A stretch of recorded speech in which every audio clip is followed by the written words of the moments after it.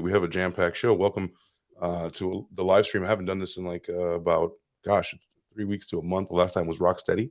Now we have my buddy J-Nunya here, fellow Las Vegas dweller, was a Las Vegas dweller, went to school here. Mhm. Yep. And tonight's episode, if you didn't notice by the background, we're talking about UAPs. We're talking about the headlines that are going on across the country now, right? It's taking it by storm.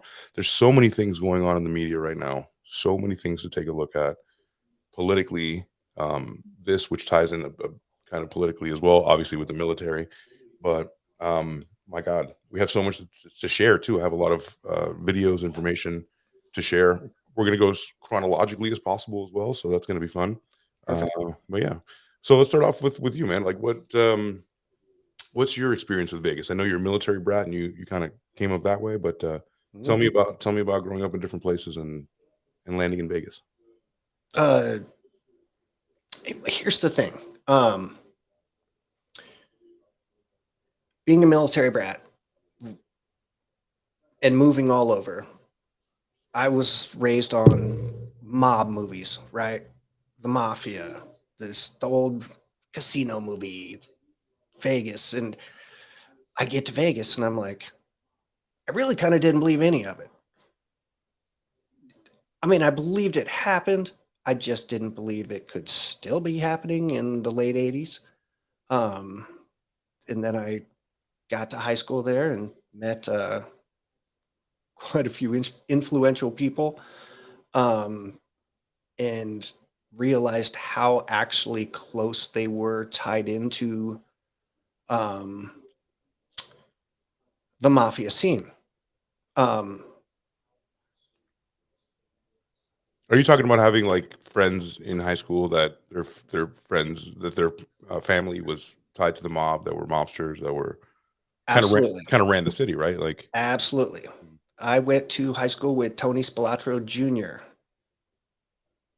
Turns out I didn't realize at the time the neighborhood that I moved into, Spilatro's actual house, where he had the vault and all this is on Google. It was within walking distance of my house. It was literally around the corner. And I was like, wow, that stuff's really not happening. It's really happening. Like really happening.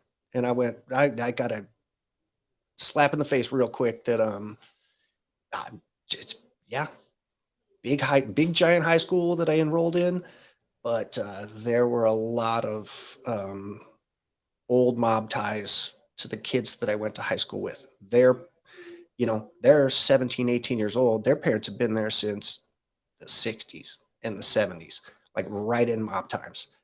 Um, so yeah, I didn't really realize how deep the connections ran until I got there and got to meet some people and start to get a lay of the land, so to speak. gotcha. So really your first it wasn't even like so did you know I guess it's twofold what I'm gonna ask you, like, did you know before the city you were in, because you moved around a lot because your dad was a pilot, and we'll get into that super interesting story later, Yep. because I mean, this story is great because we actually have it's about UAPs. We're catching up with headlines. We're kind of disseminating what the fuck is going on with our skies, with our military, with cover ups, what people have known for 50 plus years.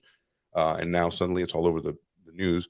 But really, your first thing with Vegas was the mafia. Mhm. Did you know about the mafia before you got to Vegas? And did you know about UAPs before you got to Vegas? Um, I definitely knew about Area 51. Okay. I either believed or didn't believe all the wild stories you would hear and the different things you would read in the media. So I was pretty open minded on that. But the mafia thing was one of those kind of American romantic stories. It just seemed a little more intriguing. And then I started to meet some people, and I was like, oh, yeah, these ties run deep. And that's when I got a real feel for old school Vegas. I was there in the late 80s and got tied into the 60s real fast because of the people that I met. So it was an interesting time to try to learn about it, but at the same time, my dad was employed at Area 51. Right. So I was also intrigued by that. Exactly. So it was a it was an interesting time. How Very old interesting. how old were you in when you got here to 17. you were 17, so you were right on the cusp of, Yep. like, you were ready to believe anything. You were ready to, you're this is your formative years, like, if, Yeah, if, absolutely. so you were bright-eyed and bushy-tailed and ready to believe. Did you wanna believe in aliens? Is it something that interests you, or you were just like, "Meh"? No, no, no. It's I've always had the thought that why would I think they don't exist? The infinite or the universe is just goes on. You I How can do you, give I can how give do you you a have an couple end reasons. space? I How can do you give you have a I mean, it's just it's humans are so tiny. The universe is so big. How can I ever think that we will be the only planet that had the ability to have life, grow life, right, in whatever terms you put life? And then, so I never thought, oh, well, that would never happen. Why couldn't it happen? I'm not getting chased down the street by a T Rex now, but T Rexes were here. right. So, Mhm. what makes it sound so unfeasible that at some point in time or some place, somewhere, maybe another planet, maybe another spectrum, maybe another frequency, there was something bigger going on? I was open minded. I was literally open minded kid. So, Yeah, same. yeah. Yeah.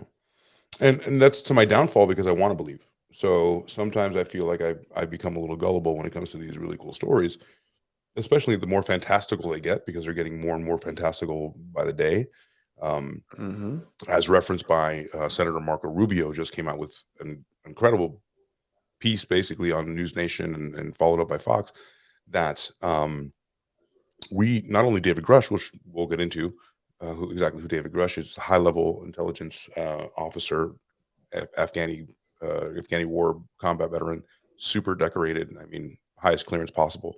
He came forward with some pretty incredible claims, but they are not firsthand claims. So people like that, you know, we'll kind of get into what we know about him, but as far as Marco Rubio coming out with, there are more of them just like him that are probably still in the military. Hmm. That's going to be crazy. So we'll get into that in a little bit. The Married Couple podcast says, I have a great uncle that was born in the mob. He lived in Vegas. Tell us more about that. Leave me a message. And we want to know about that. We'll do like a double mob UAP kind of a thing. They have so much in common. That's got to be from Sam I am side. You know it. And the conclusion, he's dead now. Of course it is.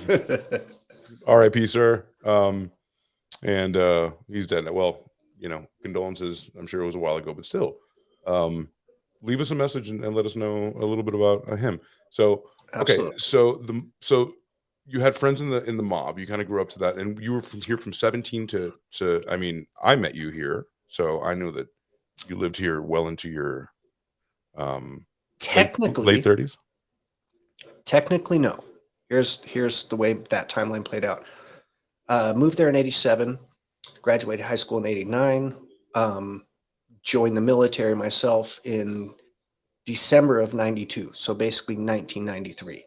So Got I it. had '87 and '93, and then I went active duty military and was in the Air Force myself. Married a lady that I was stationed with. Um, she had family back around the Omaha area, so I moved back to Omaha for about 16 years. And then I ended up going back to Vegas in 2013. Got it. So, and I was there for 11 years, basically. Yeah, Yeah, right up 10 until years, 10 years until I just moved back a month ago. exactly. And I've been here for 6, so that we overlapped. Right. We didn't meet on terrestrial Vegas grounds. We met through that app that most of our crew met on. Yeah. But now, we've actually met in person. We've hung out. A Hmm. lot of people that in our crew that we got to do that with our amazing Vegas trip that they took. Absolutely. I vote that they should do a Vegas trip every year. Yeah. That's what I fucking vote. I couldn't agree more. Rocksteady, as always, we leave messages on my Midnight Media IG. It's right there on the bottom at Midnight Media TV _TV. So that's where we're leaving messages. Yeah, please do Perfect. that. It's now 2 years from now in Australia. So he he's probably already going through disclosure. He knows exactly what's going to happen. Please let us know. Actually, Australia is a hotbed of UFO activity because the land is so vast and it's a massive continent. Um, there's That's why I feel like Nevada has they've got the airspace. Yeah, absolutely. They've got the secret base out in the middle of nowhere for a Mhm, reason, and mhm. they have so much airspace around there. And if you've ever driven like literally from like Vegas to Reno and you've done it at nighttime, it is pitch black. There's nothing. Pitch There's black. nothing. We drove to Tahoe. Love Tahoe. I love that fucking place. That place Yeah. is beautiful. I thought about so much how I wanted to retire there, but it's a finite amount of, you know, Mm, land around a lake.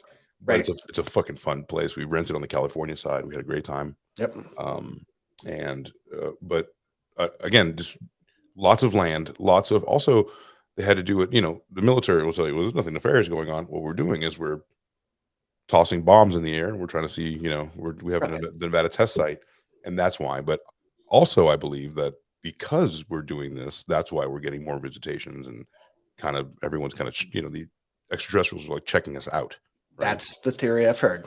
Mhm.